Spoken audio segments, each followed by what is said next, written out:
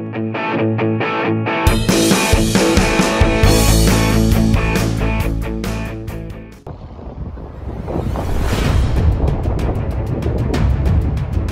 Timnas Indonesia, Shin Tae-yong, merespon secara berkelas soal isu pemain naturalisasi yang mencuat kembali usai 2 laga kualifikasi Piala Dunia 2026. Timnas Indonesia saat ini sedang berjuang di putaran ketiga kualifikasi Piala Dunia 2026 zona Asia. Dalam 2 laga terakhir, skuad Garuda tampil impresif dengan menahan imbang Arab Saudi 1-1 di Jeddah, dan bermain tanpa gol melawan Australia di Jakarta. Namun, setelah 2 hasil positif tersebut, isu pemain naturalisasi kembali menjadi sorotan.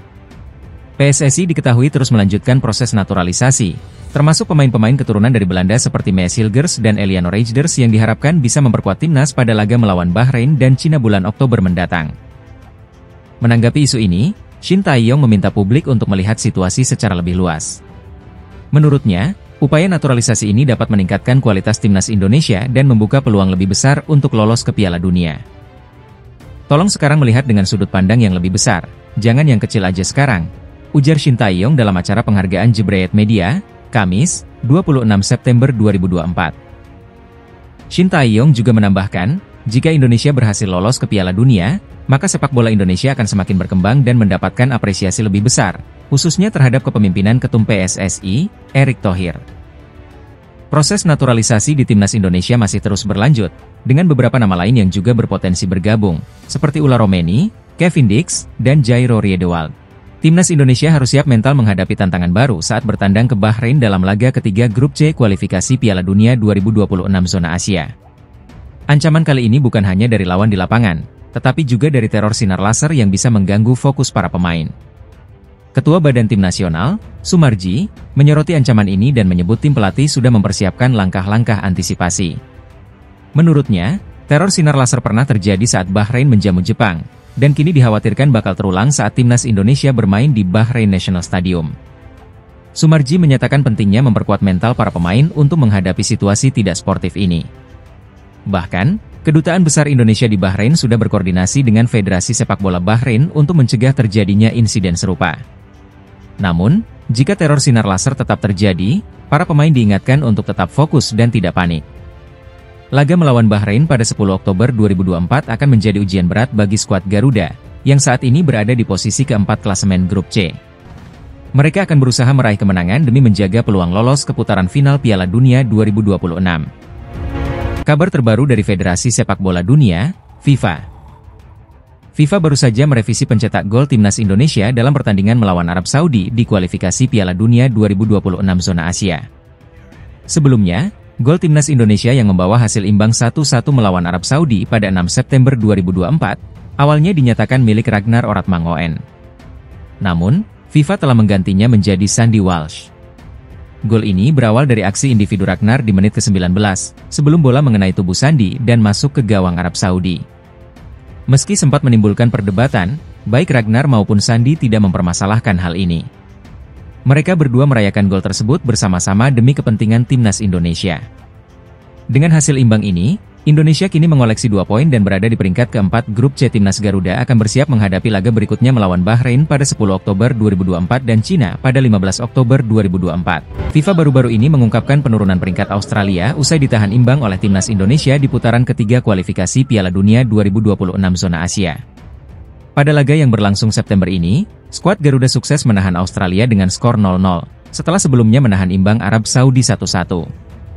Hasil positif ini membawa Timnas Indonesia naik 4 peringkat di ranking FIFA, menduduki posisi ke-129 dunia. Sementara itu, Australia mengalami nasib buruk, kehilangan hampir 27 poin FIFA akibat hasil imbang melawan Indonesia dan kekalahan 0-1 dari Bahrain. Mereka kini turun ke peringkat 25 dunia, menjadikan mereka tim paling merugi pada jeda internasional ini.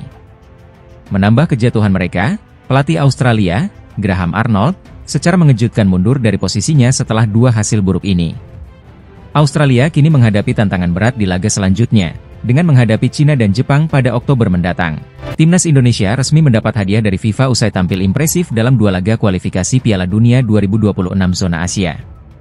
Skuad Garuda berhasil menahan imbang Arab Saudi dan Australia, yang menghasilkan tambahan poin dan peningkatan peringkat FIFA. Setelah menahan Arab Saudi 1-1 di Jeddah dan Australia 0-0 di Jakarta, Indonesia mendapatkan tambahan 15,44 poin. Dengan tambahan ini, Timnas Indonesia resmi naik 4 peringkat dari posisi 133 ke 129 dunia, seperti yang diumumkan FIFA pada Kamis, 19 September 2024. Peningkatan ini membuat Indonesia semakin jauh dari rivalnya, Malaysia, yang berada di peringkat 132, kini tertinggal 3 posisi di belakang skuad Garuda. Timnas Indonesia selanjutnya akan melakoni 2 laga penting di kualifikasi Piala Dunia pada bulan Oktober mendatang. Skuad Garuda dijadwalkan menghadapi Bahrain pada 10 Oktober dan Cina pada 15 Oktober, dengan harapan bisa meraih poin lebih banyak lagi. Timnas Cina, yang dilatih oleh Branko Ivankovic, menghadapi tantangan berat jelang laga melawan Timnas Indonesia di kualifikasi Piala Dunia 2026 zona Asia. 2 kekalahan beruntun dari Jepang dan Arab Saudi memperburuk situasi di dalam tim. Cina kalah telak 0-7 dari Jepang di laga pembuka, dan kembali takluk 1-2 dari Arab Saudi. Kekalahan ini tidak hanya memicu kritik publik, tetapi juga membuka konflik internal antara pelatih Branko Ivankovic dan manajer tim, Zheng Zi. Media Korea Selatan, Best Eleven, melaporkan bahwa Zheng Zi marah besar ketika Ivankovic menolak saran untuk mencadangkan pemain Bram Abdueli pada laga melawan Arab Saudi. Ketegangan ini semakin memanas setelah para pemain Cina dikabarkan meragukan taktik yang diterapkan oleh Ivankovic. Cina kini dalam situasi yang genting, dengan konflik internal dan tekanan dari publik yang menuntut Ivankovic mundur. Persiapan yang kacau membuat laga melawan Timnas Indonesia dan Australia menjadi krusial. Kekalahan dalam pertandingan berikutnya, termasuk melawan Timnas Indonesia, bisa menjadi akhir dari karir Ivankovic sebagai pelatih Cina. Timnas Indonesia siap memanfaatkan situasi ini untuk mendapatkan poin penting. Bek Timnas Indonesia, Justin Hubner, memberikan tanggapan tegas terhadap sindiran netizen Malaysia, yang mengungkit kemenangan Timnas Malaysia atas Indonesia 5 tahun lalu. Sebuah akun netizen Malaysia, Onevot Balem, menyayangkan Timnas Australia tidak belajar dari Malaysia bagaimana mengalahkan Timnas Indonesia. Mereka bahkan mengunggah video kemenangan 3-2 Malaysia di Gelora Bung Karno. Merespon sindiran tersebut, Justin Hubner, melalui akun Instagram pribadinya, memberikan balasan tajam. Beberapa negara harus menerima kenyataan bahwa mereka tidak lagi berada di level kita, tulis Justin. Timnas Indonesia kini menjadi satu-satunya negara dari ASEAN yang berhasil lolos ke putaran ketiga kualifikasi Piala Dunia 2026. Skuad Garuda berhasil menahan imbang Timnas Arab Saudi dan Australia dalam 2 laga pertama grup C. Netizen Malaysia mungkin masih mengungkit kemenangan di masa lalu, namun kenyataannya, Indonesia kini sedang bersiap menghadapi tantangan lebih besar, termasuk melawan Jepang pada November mendatang. Performa Timnas Indonesia kini telah mencapai level Asia, siap untuk bersaing di putaran ketiga kualifikasi Piala Dunia 2026. Bintang Timnas Indonesia, Justin Hubner, mengungkapkan dirinya mengalami cedera usai tampil dalam 2 laga kualifikasi Piala Dunia 2026 zona Asia. Meski berhasil menahan imbang Arab Saudi dan Australia, Hubner harus menghadapi tantangan lain. Berikut laporan selengkapnya. Timnas Indonesia sukses menahan imbang Arab Saudi 1-1 dan Australia 0-0 pada 2 laga awal kualifikasi Piala Dunia 2026. Justin Hubner menjadi salah satu pemain yang tampil impresif dalam 2 laga penting tersebut.